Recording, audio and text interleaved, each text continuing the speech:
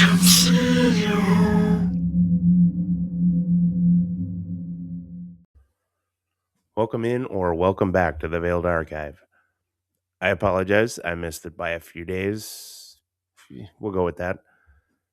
But we're back at it, and today's entry, just like that last preview vid, is probably the most high octane book that we've covered so far on the channel. So let's just dive right in. This is The Memory Auction by Davey Tice.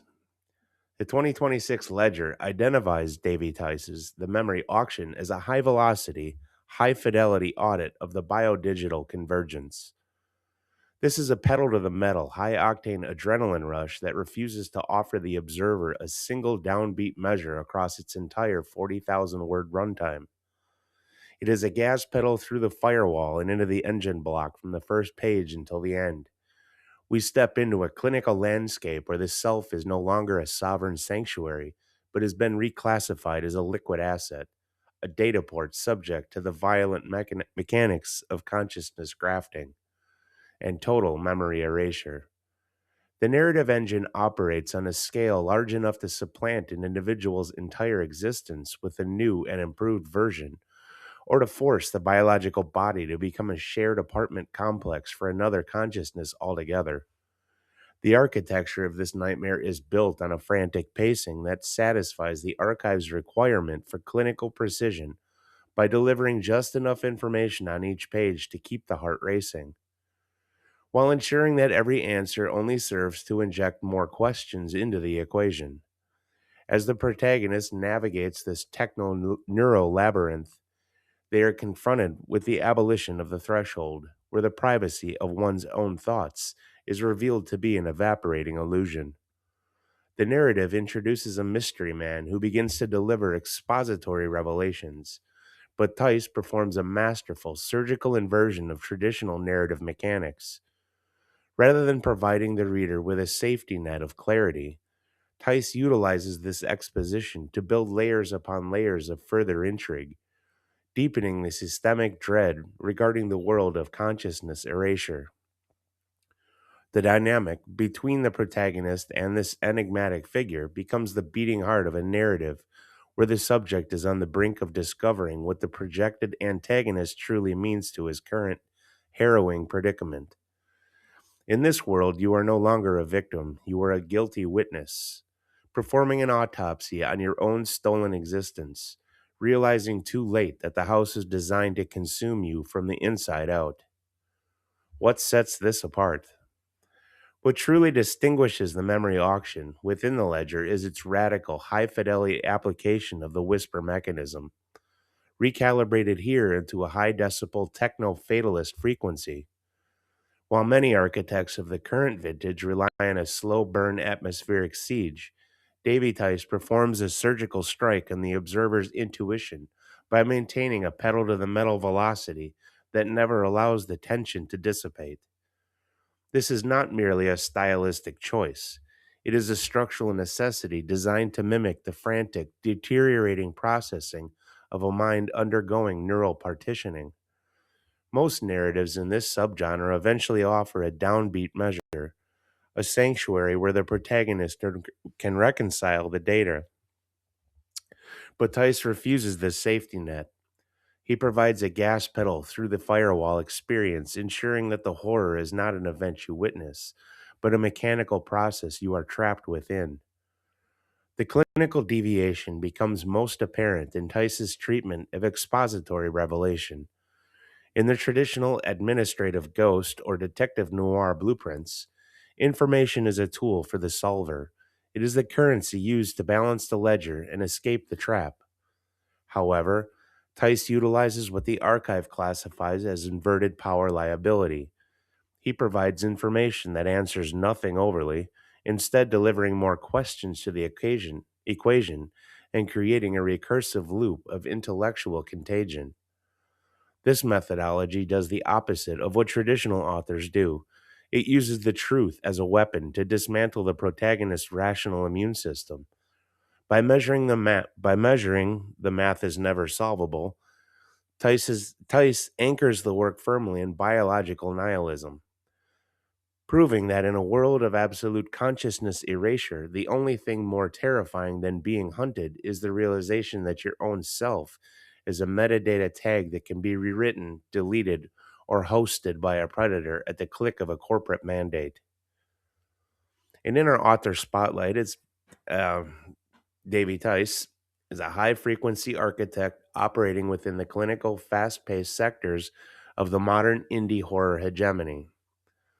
To understand the structural frequency of the memory auction, one must look at the biographical coordinates of a creator who thrives in the pedal to the metal delivery of high octane speculative fiction.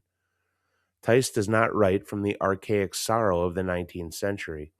Instead, he functions as system, oh my God, systemat, systematist of deletion, utilizing the scientific hubris engines of the past to build a sterile industrial nightmare for the 21st century. His position in the Veiled Archive is defined by a refusal to adhere to the traditional slow burn of his peers. While many authors struggle with the transition from mystery to revelation, Tice displays a cerebral resilience by leaning into the complexity of the algorithmic illusion, proving that he is more interested in the architecture of the question than the comfort of the answer. Tice occupies a unique space in the 2026 index, categorized as a student of the siege who understands that the modern reader's attention is a biological asset to be harvested. By maintaining a narrative velocity that hits the gas pedal through the firewall, he mirrors the very techno fatalist logic his work explores. The idea that human consciousness is a lingering error in a world of high speed data transfer.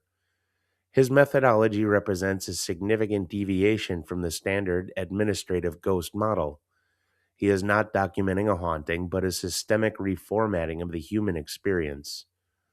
Within the archive, Tice is recognized for his ability to infect a world rather than just build it, utilizing a raw data texture in his prose that makes the reader feel as though they are accessing a restricted telemetry log from a dying self. This author data experiment confirms that Tice is not just a storyteller, but a forensic auditor of the soul's eventual erasure. To map the structural integrity of Davy Tice's The Memory Auction, the archive must look beyond the standard architects of horror and locate the precise intersections of techno fatalist, fatalist logic and high octane siege. In the literary sector, this work resonates with the clinical, post social Gothic energy of Daniel Camposano's The Ones Left Behind, where the self is not a fixed entity but a fragile collection of data being slowly overwritten by the requirements of a vacuum. However, where Camposano utilizes a slow motion erasure, Tice implements a pedal to the metal acceleration reminiscent of the interface as skin protocols found in Grace Walker's The Merge. Like Walker, Tice explores the neural partitioning of the individual, treating the mind as a leasable asset or a biological apartment complex, where the original tenant is evicted to accommodate a corporate or state mandated host. Other comparisons shift toward the scream mechanism of high volume kinetic shock, yet filtered through a whisper mechanism of intellectual infection. The memory auction mirrors the relentless gas pedal through the firewall velocity of films like Upgrade or the frantic algorithmic illusions seen in Possessor, where the biological boundary is bypassed through clinical neurotenancy. It shares the miasmic web feature found in Daniel Bannon's The Scarlet Lineage, where the air itself feels like a lie because the character's sensory environments are being systematically reformatted by a higher administrative force. Tice aligns with the caste system dread of A.J. Alford's Akasha, where survival requires actively hiding one's biological potential in a world that treats the self as a harvestable battery. By refusing to answer the solvable equation, Tice ensures his work remains a thrill ride that leaves the observer in the same state of total ontological annihilation as the giants of the 2025 ledger. The 2026 ledger performs a surgical extraction of the narrative mechanisms within Tice's The Memory Auction, identifying it as a premier study in total systemic reformatting. Under the rigorous application of the Lovecraft metric, the work achieves a state of absolute algorithmic nihilism. The interface as skin marker is utilized here with clinical finality. The biological boundary of the protagonist is not merely breached by an external monster, but is reclassified as a programmable vascular membrane stretched over a hollow corporate stage. Tice explores the biodigital convergence by demonstrating that the self is a property body, a biological battery or a data port where your own consciousness is just one tenant among many, awaiting eviction by a more useful new version or a host consciousness altogether. The structural integrity of this biological labyrinth is reinforced by three distinct pillars of dread. Pillar A, the invasive breach, the abolition of the threshold. In this blueprint, the sanctuary of the mind, the final, unobservable territory of the human experience, is declared null and void. Safety fails at a high octane velocity as the subject realizes that the walls of the self have been removed by a corporate state decree. The breach is not a physical break in, it is the revelation that the sanctuary of the mind was always a simulated environment maintained for a predatory industrial metabolism. Pillar B, the symmetrical debt, reciprocity of the deleted. This is the most clinical aspect of the Tice engine. In this architecture, every moment of perceived existence is recorded not as a biological right, but as a high interest loan. The sin is the act of remaining a contaminated individual in a system that demands fluid data consistency. The looming debt is collected through a brutal reset, where the price of a life lived is the total, unblinking erasure of the host's memory to balance the corporate ledger. Pillar C, the experimental psyche, the sandbox trap. The protagonist's mind acts as a laboratory where the system tests the limits of cognitive endurance against a techno-fatalist logic.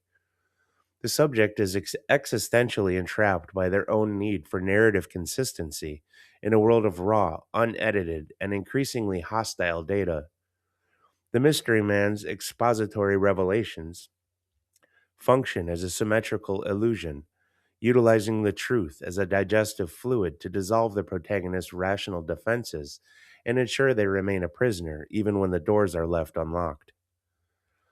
Tice further facilitates an atmospheric siege to the texture of stagnation, hidden within the frantic pacing. The environment of the memory auction is a sentient participant, a sentient architecture of control, where every sensory detail is engineered to facilitate a total breakdown of the individual's will. The dread is found in the frequency of guilt, a low frequency hum that settles under the skin and begins to quietly rearrange the furniture of the mind until the nightmare feels like the only home the subject has ever known.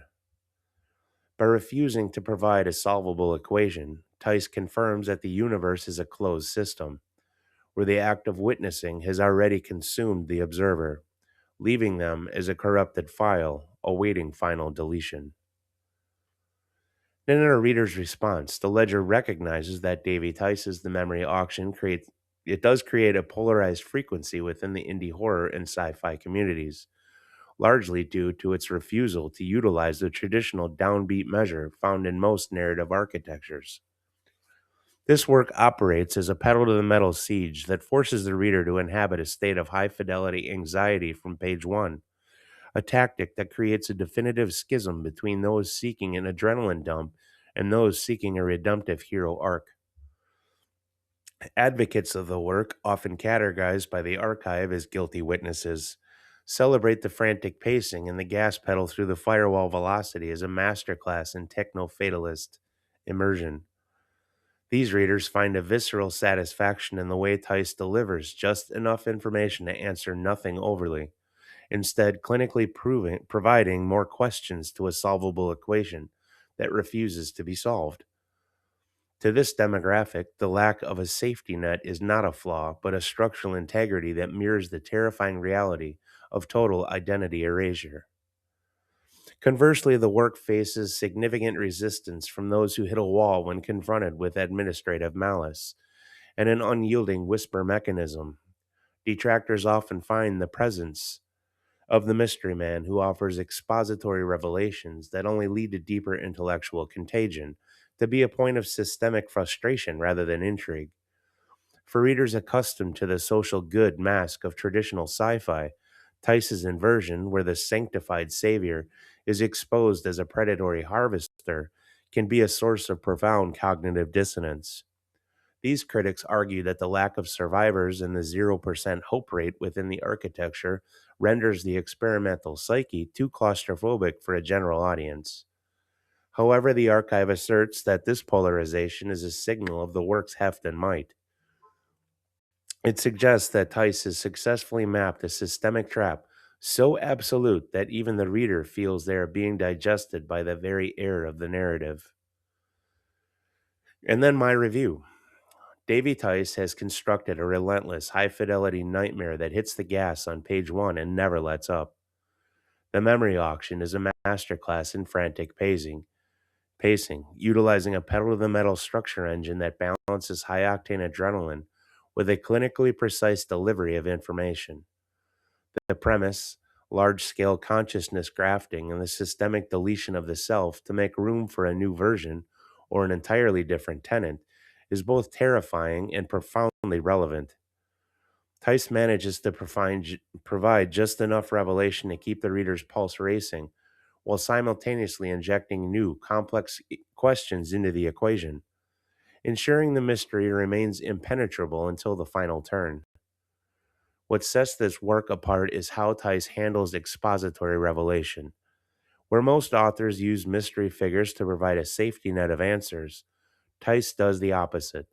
The revelations provided by the narrative's mystery man only serve to deepen the intrigue and expand the horrifying architecture of this world. The dynamic between the protagonist and this enigmatic guide becomes the core of a story that maps perfectly onto the pillars of systemic dread. With over 40,000 words of pure, unadulterated momentum, the memory auction offers no easy escapes and no solvable equations. It is an absolute thrill ride for anyone seeking horror that challenges the mind as much as it hammers the heart.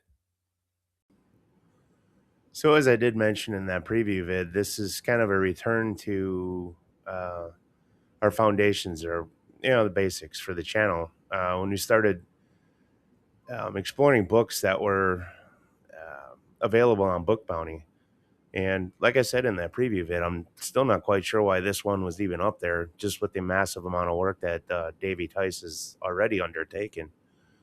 But it's getting steady reviews, and high ones. So apparently, I'm not the only one that's seeing this particular work in the same light. Um, there isn't much else to state, like putting my finger on the pulse here, that wasn't really brought up in either that preview vid or this expose breakdown here. Um, it was just a fascinating read, and you really don't know how much you've already read until you're like halfway through, and you're like, "Wow, okay." One of the other things that I did want to mention is that a lot of the other books that we have previewed here, um, that will be wrapped up into the 2025 ledger, which is also something I need to get out for the channel. Um, it's pretty much everything that we've covered up to, I don't remember the actual video, uh, but everything that we covered pretty much since the beginning up to probably February this year. They actually put them in a book. Um, I'm just trying to figure out the cover for it. It's basically going to be that companion then to the Architects of Horror that we put out for the channel too. Um, but anyways, I got that finished. I just need to finish the cover. But like I said, I got to try and figure out something that doesn't look exactly like that Architects of Horror cover, and that, you know, could, anyway, yeah, creative decisions, right? The other thing that you may have noticed within this expose that we just did was a lot of references to the works that we did do in 2025. Um, I think that's where I was headed with my original comment before I side railed or derailed myself. Um, is that a lot of the works that we have covered have already gotten a lot more eyes on them, and the reviews are rolling in on those books too. So they become a part of the comparison metric that we use here in the channel. And I think that's a fair way to judge what we're working on versus what we've worked with, and also another way for the authors themselves to see where, I guess I could say we, but where I come from specifically when I'm looking for particular things in works in general, but specifically horror. Um,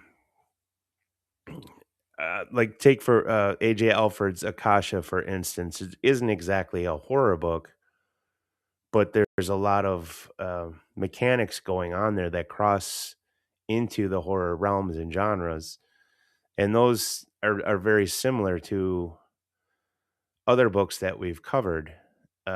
Grace Walker's The Merge, for example, is probably the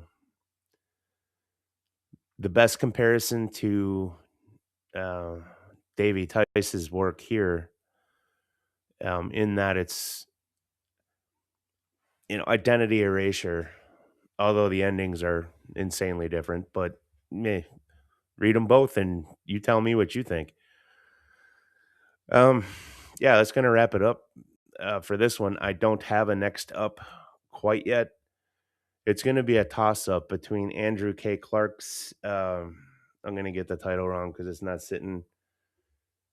Where Dark Things Grow, I think, is the first book. Hang on one second.